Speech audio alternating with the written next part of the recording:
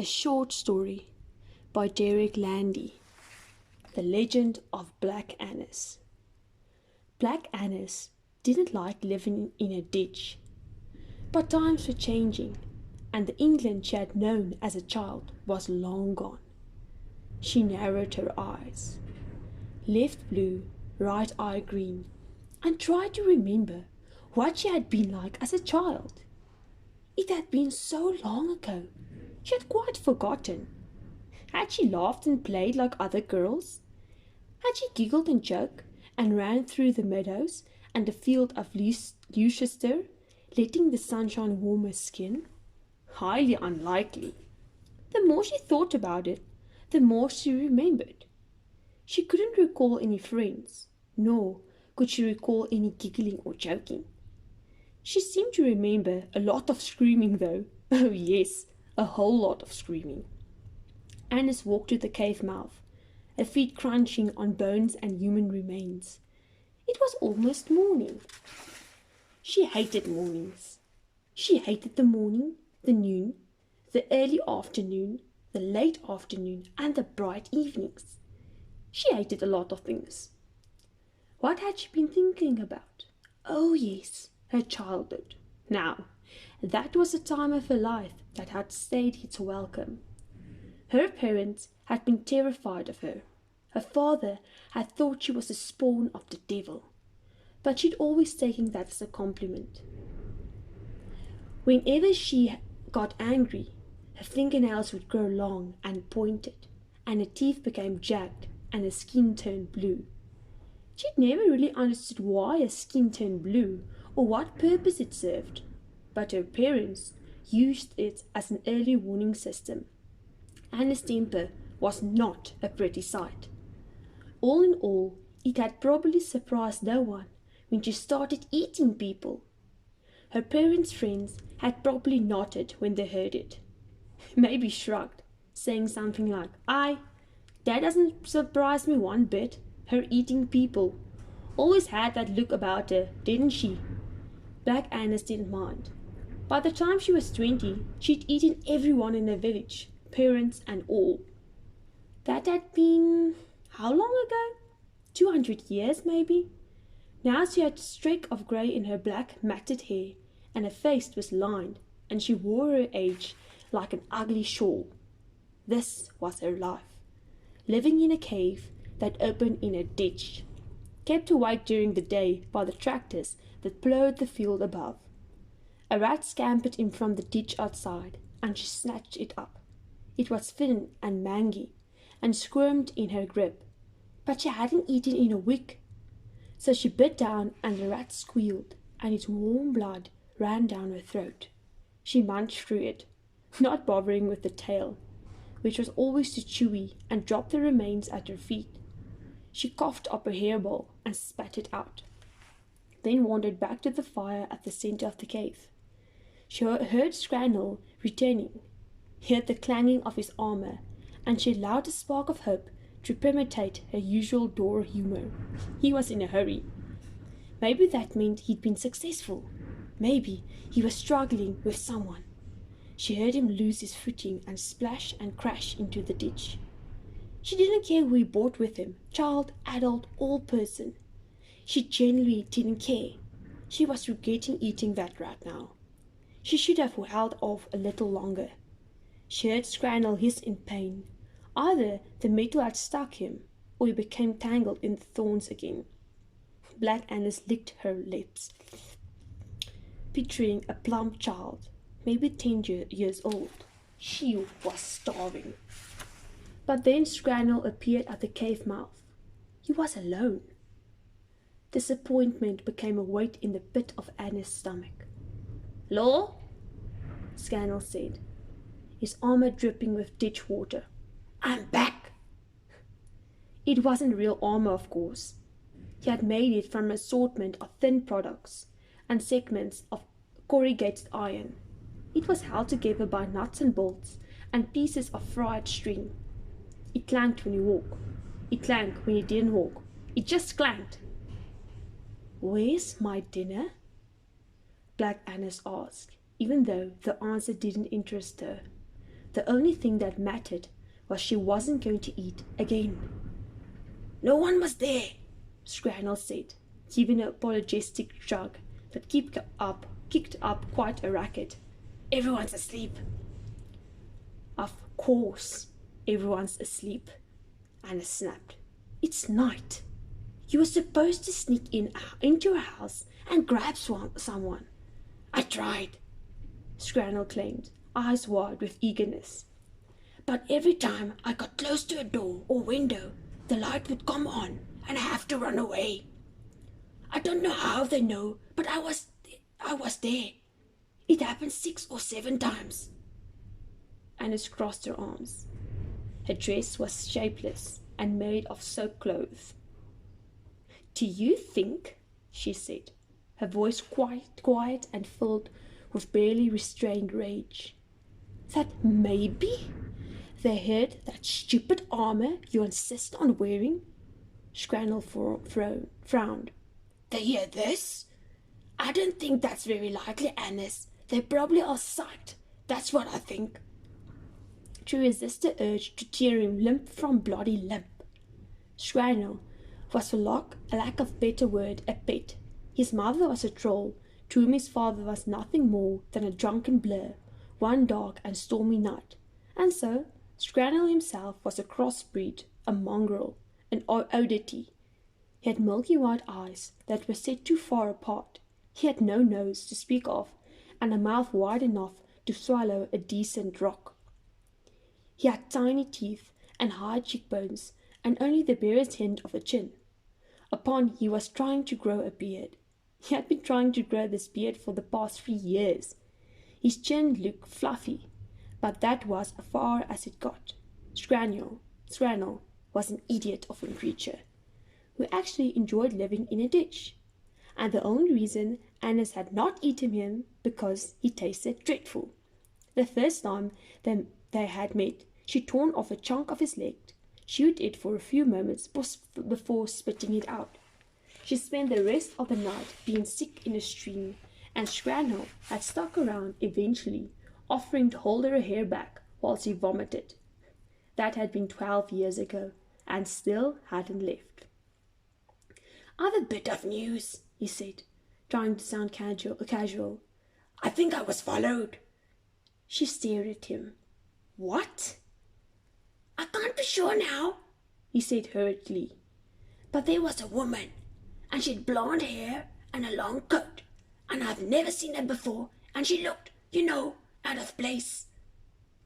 "And why do you think she was following you?" "Because when I ran, she ran after me." Annis could feel her skin starting to turn blue. Scrannel spoke quickly. "I might be mistaken, of course. Could be a coincidence. She might be a jogger or something." "A jogger?" Annis growled. "In a long coat? At night?" "Carrying a sword." "What?" "I'm fairly certain she was carrying a sword." Annis felt her fingernails grow long. "That doesn't seem like a jogger. Now does it?" Scrannel pondered, then shook his head. "To be honest, no, it doesn't. And now that I think about it, I don't think she was even wearing jogging shoes. What kind of jogger doesn't wear jogging shoes?" "You're an idiot," Anna snarled. His armor clanked when he nodded. There was movement at the cave mouth.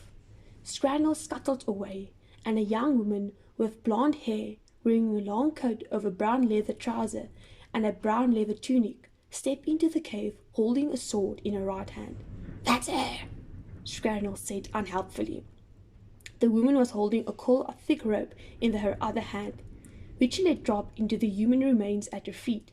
"Nice place," she muttered, almost to herself. She had a London accent. Annis liked Londoners. They tasted great. Scrannel let out a battle cry. Then he ran forward.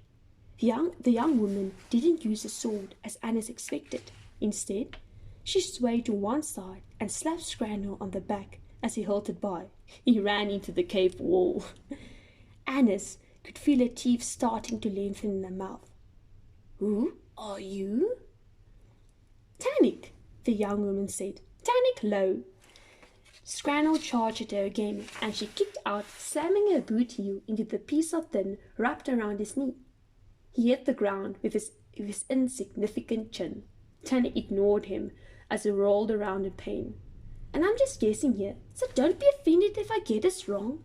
But you must be Black Annis. I've heard an awful lot about you. Is that so? Yes, indeed. The blue skin, the nails, the cave littered with bones of your victims. It's all very impressive. Anna's jaw dislocated with a loud pop, and her mouth hung open, impossibly wide, to accommodate her growing jagged teeth. Why, Granny, Tannic said with a smile, what big teeth you have. You don't know everything about me, Anna said. If you did, you wouldn't have dared to set a foot in my home. Tannic shrugged. I know that you're under arrest. I know you really shouldn't resist. Black Annis laughed. Scrannel forced himself to his feet and threw a punch, but Tannic struck his forearm with the hilt of his sword. The piece of tin that covered that section of the arm now had a large dent in it. She kicked him, and the corrugated iron that made up his chest plate rattled as he fell back. Tannic looked over at Annis. I know enough. I know that sunlight turns you to stone for all eternity. I know that you've killed and eaten hundreds of people over the years. Thousands, Annis corrected. Well, in that case, you're doubly under arrest. You shouldn't have come here alone. Scrannel ran to the dark corner of the cave where he kept his stuff and grabbed the wooden spear he'd been working on for weeks. He ran back toward Tannic, and when he was close enough so there was no way he could miss, he hurled at the spear and missed. It sailed past her, right out through the cave mouth. She didn't even have to duck. Tannic jumped and spun, a leg snapping out from nowhere and hitting Scrannel in the jaw. He whirled and clanked and fell and clanked and hit the ground and clanked. And then he lay still and didn't clank anymore. Annis bent her knees, ready to spring. Any last regrets? Tannic shrugged. Fall over and go to sleep. Tannic dodged the first swipe of her nails, but only just. Annis pressed the attack, forcing the intruder to retreat. Tannic's panic showed in her eyes, blocked with the sword, but Annis had both hands working, which was the equivalent to 10 long knives slashing through the air. A boot found Anna's knee, and she stumbled back and hissed. Tannic came forward, thrusting the sword high, then sweeping it low. But Annis had anticipated the feint, and the nails of her left hand connected with the blade and forced it down, while her right hand went to carve up Tannic's pretty face. At the last moment, Tannic raised an elbow, striking Anna's arm and making her hiss. But the move meant that she had taken one hand off her sword. Annis flicked her left hand and tore the sword from Tannic's grip. It fell between them. Then Annis stepped over it, hand flashing. Tannic stumbled back, desperately trying to dodge another few swipes. Anna's nails struck the cave wall repeatedly, but she was grinning now, looking forward to the meal that was about to come. Tannic kept moving, however, swaying just far enough so the nails would miss and hit the wall. Annis was growing impatient, and Tannic moved in, punched her right on the nose before moving away again. Annis could see by the skin of her hands that she was at her bluest. She felt the anger build, and she let out a roar and her anger attack became a frenzy of slashing claws that hit nothing but cave wall. She rushed at Tannic, who leaped to the wall and ran sideways along it. Annis howled her rage and tried to reach her, but now Tannic was upside down above her, and as Annis whirled, Tannic jumped and flipped, landed beside her, sword, snatching it up. They went at it, sword against nail, and now Annis could see something new in Tannic's eye. The panic was gone. The desperation was gone. And Annis suddenly realized it had never been there in the first place. She knew instinctively that it had all have been planned. But why? What could Tanik possibly have to gain by simply defending and dodging attacks? Tanik dug under another swipe and dropped to the ground. She swung her foot out, hitting Anis in the back of the leg. Anis fell, tried to get up, but Tanik smashed a boot heel into her jaw. Dazed, Anis swiped at where Tanik had just been, and her nails found nothing but air. She felt something tightened around her ankle and looked up. "What you doing?" she asked dully. Tanik had tied the thick rope to Anis' leg, and for the first time Anis realized that the other end of the rope trailed out of the cave. Tanik gave the rope a little tug, then stood up and stared back. "It's morning," Tanik said. "See outside. That's sunlight, that is." Anis shook her head to clear it. So,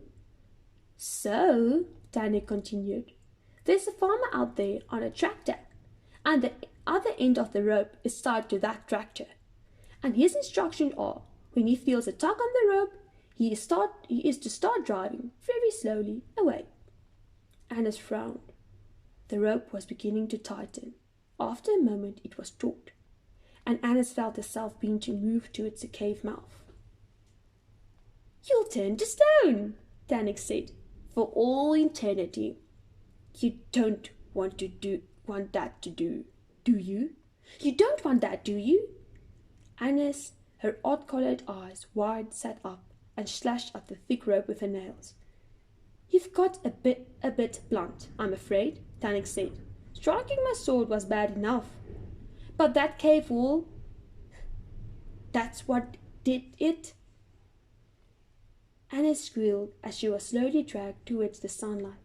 She slashed again and again at the rope. "There was no way you're going to cut through that in that time," Tanik said. She took a pair of wrist irons from her coat and tossed them to the ground. "Put those on." "Never," Anis screamed. "Okay." Anis attached the rope with renewed vigor. She cut through one strand, but the look of it, only another 200 to go. She twisted around. "Scrannel! Scrannel! Wake up!" Scrannel didn't move. He snored gently. Anis glared at Tanik. "You can't do this! You can't!" "You eat people," Tanik said.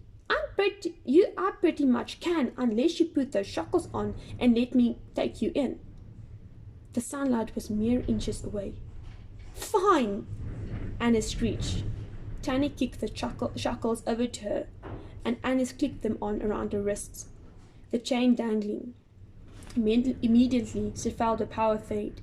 Her skin began to lose its blue tint, and her teeth and nails shortened, and her jaw relocated. "I hate you," Anis said. Tanik nodded. "A lot of people in shackles do." "If I ever get out, you'll come after me, tear me apart, cut off my head. I've heard it all before, Anis. It doesn't impress me." "If I ever get out of prison," Anis said, ignoring her, "I'll find you and eat you." Tanik smiled. "Well, okay then. Haven't heard that one in a while." She took hold of Anis' arm and pulled her to her feet. "I've got a sack outside," she said. "I'm afraid you have to wear it until I get you to the van, just to keep the sunlight off. Hope you understand." Anis perked up. "Is it a nice sack?" "It's pretty stylish, as sacks go." On their way out, they passed Scrandal, who was snoring peacefully in the dirt. Anis gave him an affectionate kick, and he mumbled something and went back to snoring. "Boyfriend?" Tanik asked. "Bet," Anis answered. Tanik nodded. "All the best ones are."